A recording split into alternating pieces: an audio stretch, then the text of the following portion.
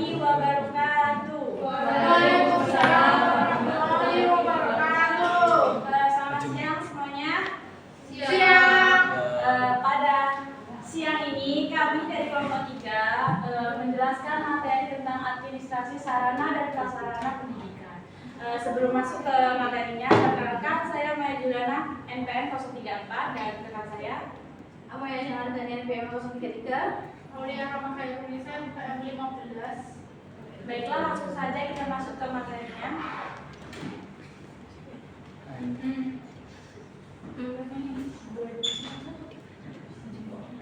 Sini ada pengertian administrasi sarana dan prasarana pendidikan. Jadi administrasi sarana dan prasarana pendidikan yaitu proses mengatur semua fasilitas yang ada di sekolah untuk menunjang keberhasilan kegiatan belajar mengajar agar berjalan baik, efisien, dan nyaman.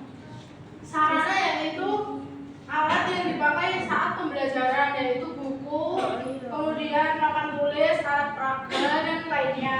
Kemudian prasarana, iya betul. Kemudian prasarana yaitu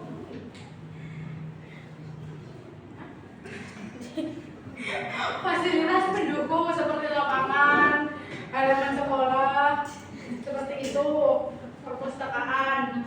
Kemudian ada ruang lingkup administrasi sarana dan prasarana pendidikan. Yang pertama adalah perencanaan kebutuhan sarana dan prasarana, yaitu sekolah harus menentukan fasilitas apa yang dibutuhkan saat pembelajaran. Kemudian yang kedua ada pengadaan barang, yaitu menyediakan atau membeli barang yang akan digunakan untuk sekolah. Kemudian ada penyimpanan dan inventarisasi.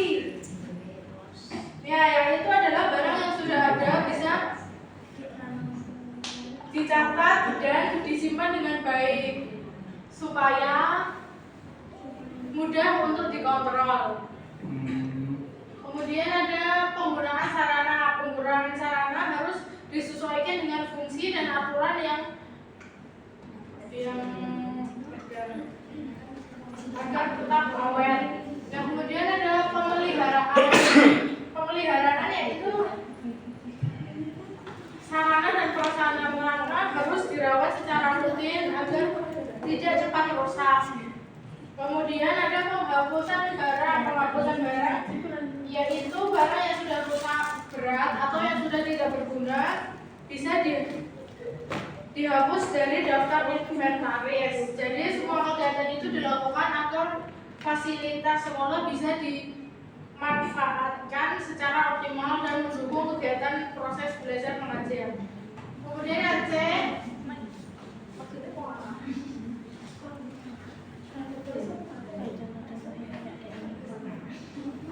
nah, kemudian ada prinsip-prinsip prasarana sekolah. Yang pertama ada efisiensi, hemat biaya dan tepat guna, yaitu penggunaan biaya dan fasilitas harus hemat serta tepat sasaran. Kemudian ada efektivitas untuk mendukung pembelajaran, yaitu prasarana harus benar-benar membantu proses pembelajaran menjadi lebih baik. Ketiga yaitu keamanan dan kenyamanan. Lingkungan sekolah harus nyaman dan aman bagi siswa maupun guru. Kemudian ada kesesuaian dengan kebutuhan, yaitu fasilitas yang disediakan harus sesuai dengan pembelajaran dan perkembangan pendidikan. Yang terakhir ada keindahan dan kerapian lingkungan, karena sekolah yang bersih dan rapi dan indah dapat membuat suasana belajar lebih nyaman dan menyenangkan.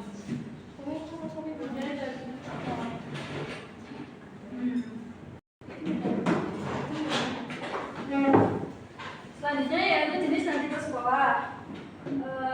Ini menjelaskan bahwa setiap sekolah memiliki jenis dan tipe yang berbeda-beda. Perbedaan tersebut dipengaruhi oleh tujuan pendidikan, jumlah siswa, fasilitas, dan jenjang sekolah.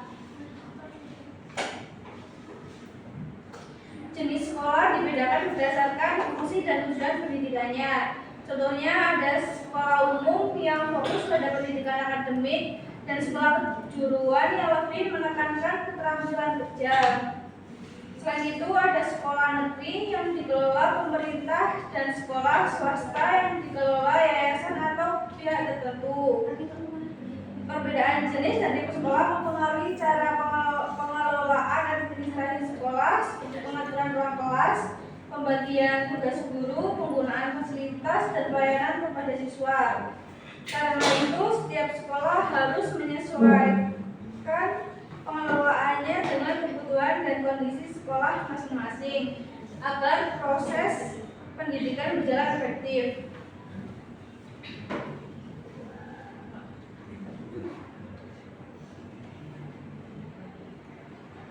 Selanjutnya yaitu prinsip pengaturan ruang dan bangunan sekolah.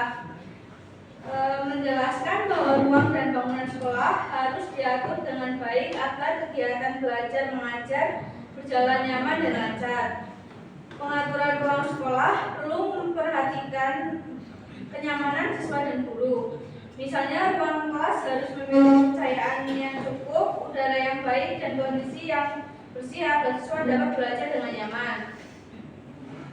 Bangunan sekolah juga harus aman digunakan. Sekolah harus memperhatikan kekuatan bangunan, kebersihan lingkungan, dan keamanan fasilitas supaya tidak membahayakan warga sekolah.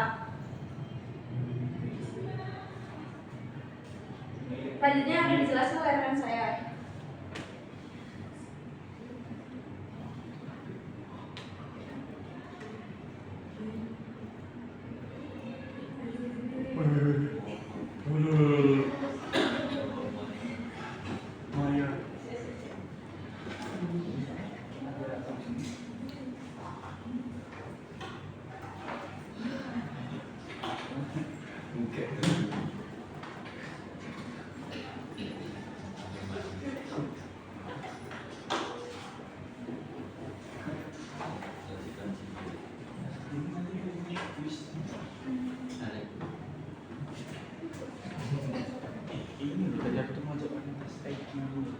Selanjutnya yaitu ada pembuatan laporan penetapan. Yang pertama ada jumlah barang.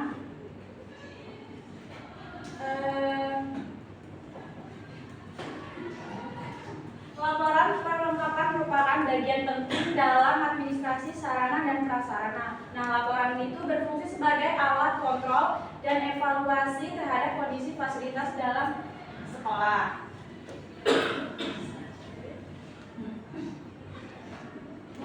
Nah, dengan adanya laporan yang lengkap dan sistematis, pihak sekolah dapat dengan mudah melakukan pengawasan serta merencanakan kebutuhan di masa yang akan datang.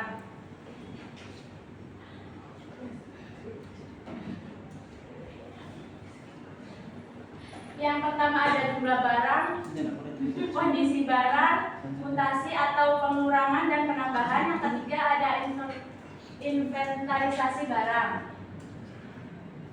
Nah, kemudian ada pemeliharaan sarana sekolah. Yang pertama ada perawatan rutin. Nah, perawatan rutin adalah kegiatan menjaga dan merawat fasilitas sekolah secara berkala agar tetap bersih, nyaman, dan dapat digunakan dengan baik.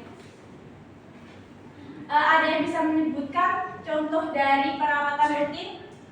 Yang pertama ada menyapu dan mengepel ruangan. Yang kedua ada lagi perbaikan kerusakan. bukan Menyiram tanaman. ya betul. Ada lagi membersihkan papan tulis. Motong Ya, rumput, betul. motong rumput, Betul. motong pohon. Membersihkan toilet sekolah.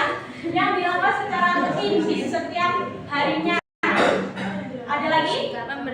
Membersihkan toilet. Iya betul, agar tidak mengarak itu dibersihkan setiap hari. Terus yang kedua ada perbaikan kerusakan. Nah, perbaikan kerusakan dilakukan jika ada fasilitas sekolah Yang rusak.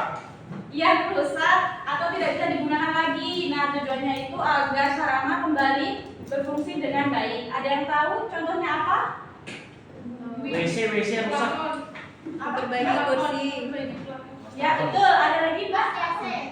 Ya, AC-nya betul. Proyektor, kursi, Proyektor iya betul. kursi, meja. Iya kursi. ditata. Terus yang ketiga ada pengamanan barang. Nah, pengamanan barang adalah usaha menjaga fasilitas sekolah agar tidak hilang atau rusak dan tidak digunakan secara sembarangan. Nah, ada yang tahu contohnya dari pengamanan barang? Yang pertama? Iya betul, aku Mbak. Biasanya tuh kalau dulu di sekolah saya ada kayak kerangka manusia buat praktik tumpah. Jadi itu tuh disimpan di lab, tidak ditaruh di Ruangan yang lain. Nah, Iya. ya. Itu ruangan labnya harus dikunci supaya agar siswa itu tidak masuk. Terus ada lagi contohnya, ada yang bisa sebutin? komputer Iya, komputernya apa? Di ruangan di khusus. Iya, khusus biar nggak digunain sembarangan oleh anak-anak. Terus selanjutnya ada penggunaan sesuai aturan. Nah, setiap sarana sekolah itu digunakan dengan benar dan sesuai aturan agar tidak cepat rusak serta tetap nyaman jika kita memakainya lagi. Ada yang bisa nyebutin kalau penggunaan sesuai aturan itu apa? Contohnya? Enggak semena-mena. Tidak coret-coret meja. Ya, siapa di sini yang masuk coret Nih. meja? Shopee biasa meja nyoret-nyoret. Nah, disitulah pemeliharaan sarana sekolah. Baiklah.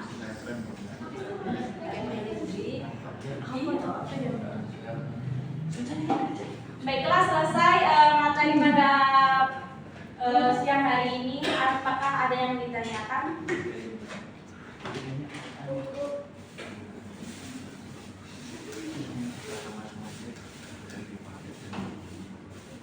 Kalau tidak ada, kita akan main game. Yeay.